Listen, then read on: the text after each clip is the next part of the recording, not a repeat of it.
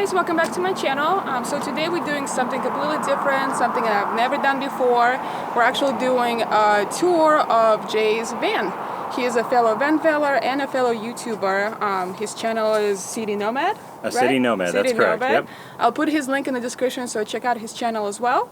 And yeah, so we're just gonna start touring his van. I've never seen it before, and I'm super excited to see it. So yeah. All right. Let's start here. What is all of this? So I do cargo deliveries for a living. Okay. So this space back here was built specifically so I could do cargo deliveries. So when I do cargo deliveries, this stuff just gets scooted inside into the corner, and this is specifically built to the dimensions that I needed for the cargo I specifically carry. Awesome. And so then I wanted to have a bulkhead wall so the animals could be contained, and also for temperature containment and heat and cool and whatnot.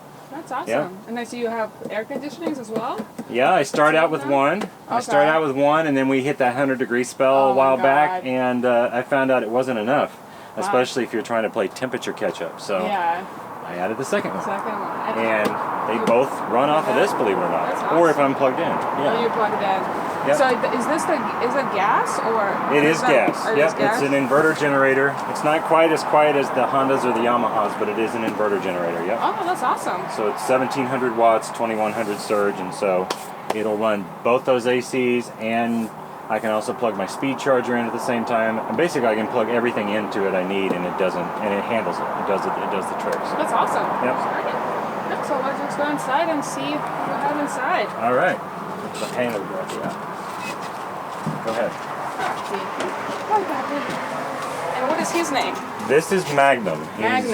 He's a 7-year-old, 170-pound Great Dane, and he's not a horse, but that's all right. That's it's the common thing everybody always says. He's heavier than me.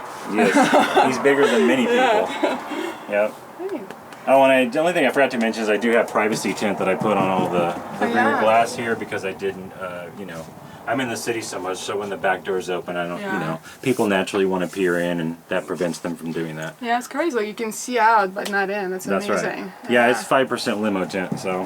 That's awesome. I mean, you can see these lights at night if it's dark outside, but that's it. During the day, you don't really see anything. Awesome. So, yeah.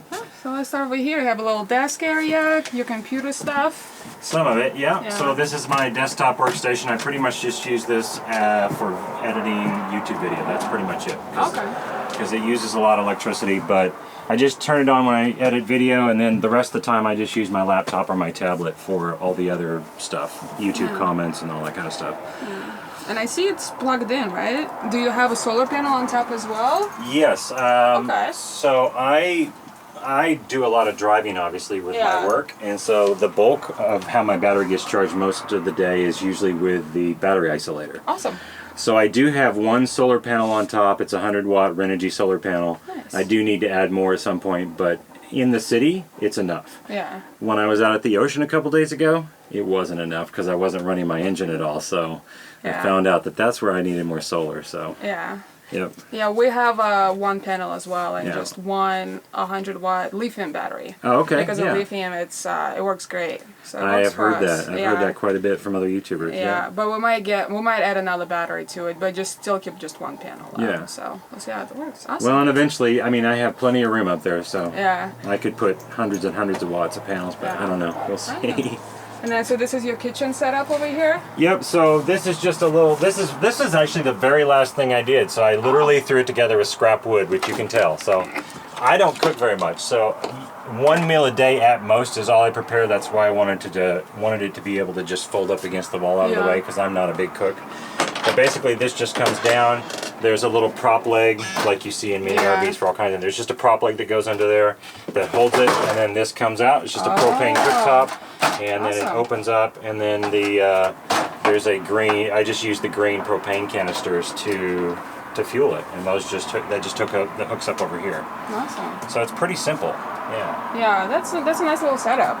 Yeah, I like that. And then you have paper towels and mirror and the shoe things. I think every single van developer uses those for storage. Oh yeah, for sure.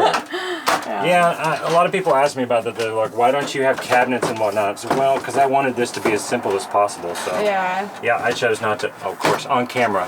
Yeah. It's always when you're on camera things go wrong. Yeah, I mean, for any vent dweller, space is a huge issue, no matter how big of the vent you have. So you wanna, you know, use the space the smartest way possible. I feel like those two things are. It just keeps everything over there. And you know, aesthetically, I'm sure people would prefer it differently for their own rigs, but it's good enough for me, and that's all I care about. Yeah. And how do you power your sink and stuff? How does that work? This is a hand washing sink, is what they're called. I think I saw another YouTuber or two talk about these. So these are really nice because they're small, but they do the job. There's a 12-volt pump right here, and then I just control it right here. This is the. Do you want me to turn it on? It's all right. It's nothing fancy. It's just.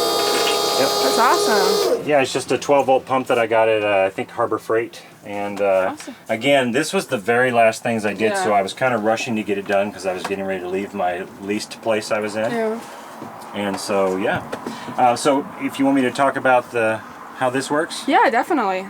So I just am using a 7-water fresh water tank, and this is what the water gets pulled from here and goes up into the faucet, so it comes out of here.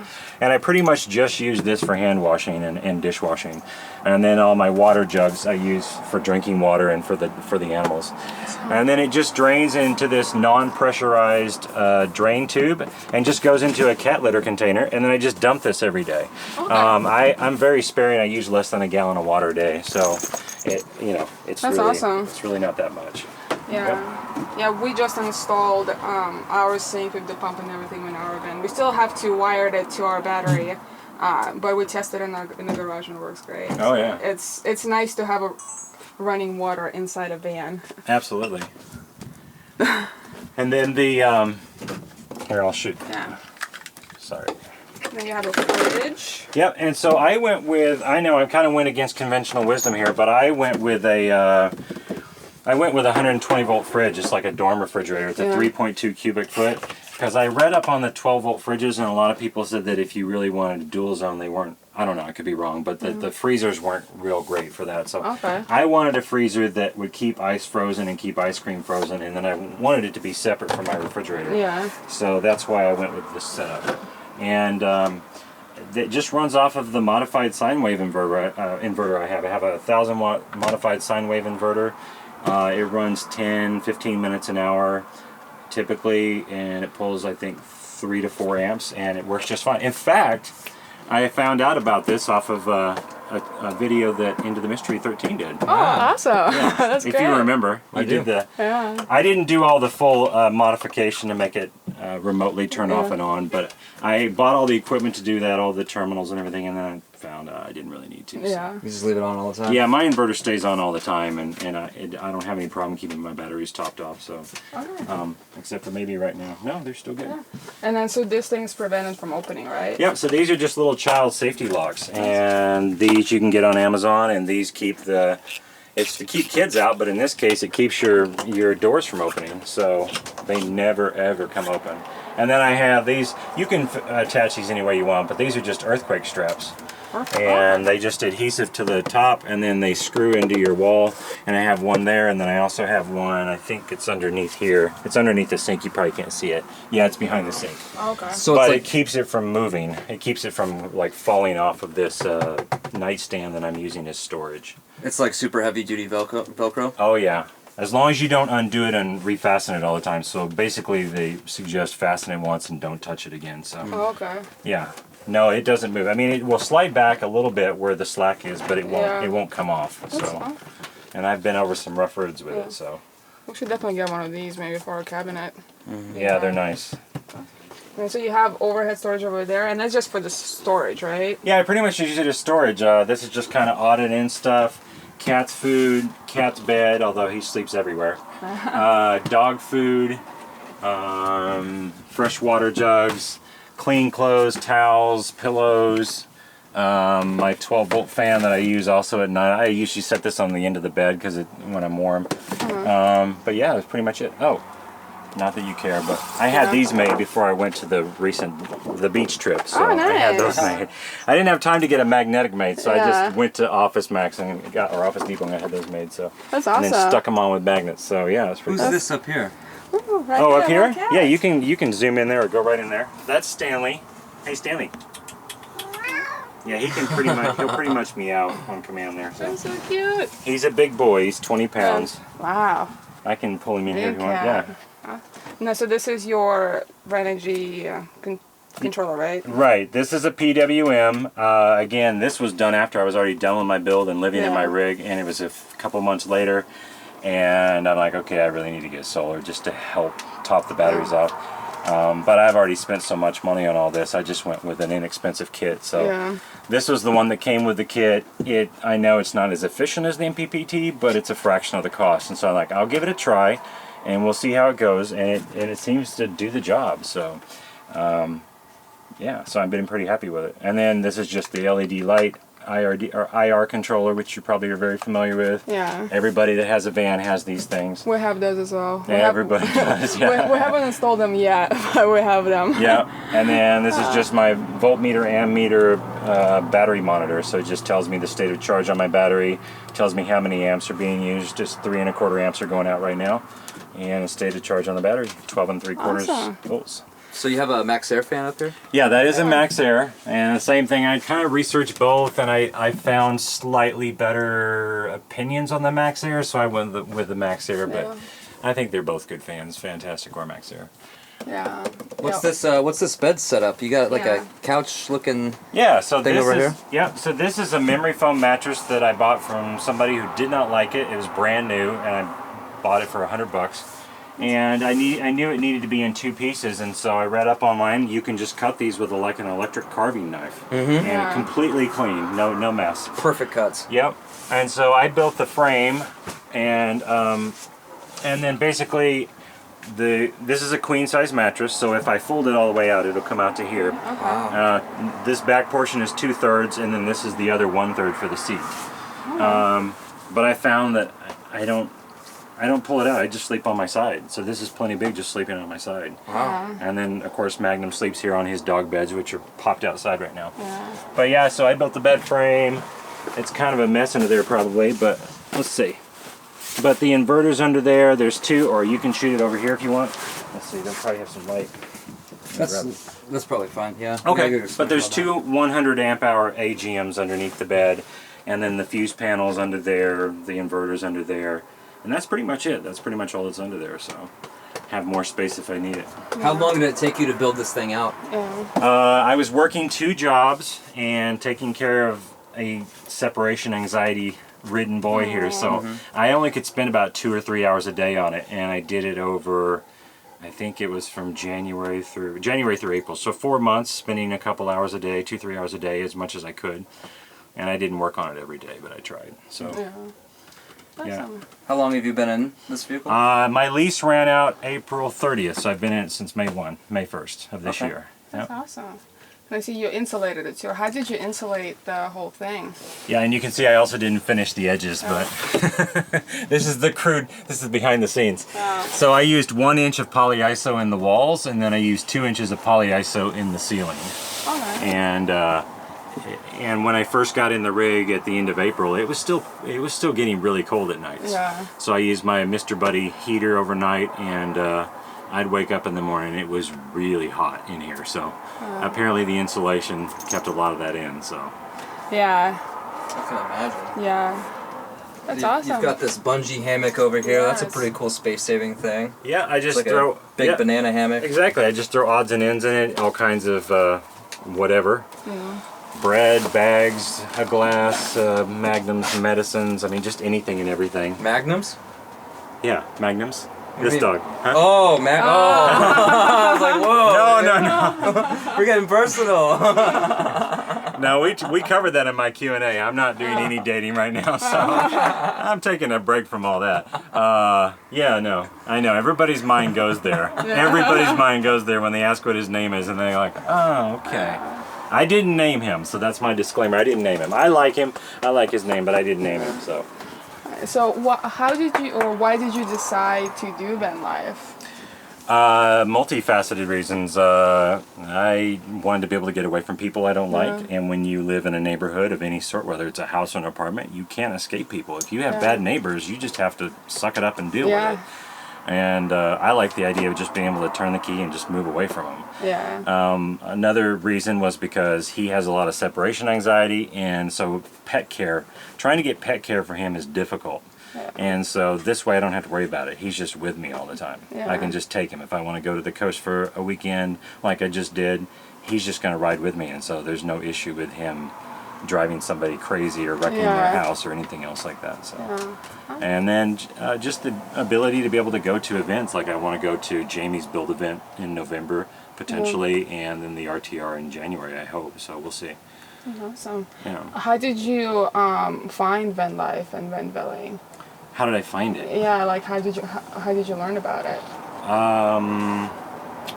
Wow, that's a good question. I'm trying to remember how it. I mean, because I've been looking at and living in vehicles for years. But being in relationships, most of those relationships wanted nothing to do with it. So it was always kind of backburnered. But I mean, when I first was looking, I was looking at like converting a school bus or just buying a big, large Class A RV.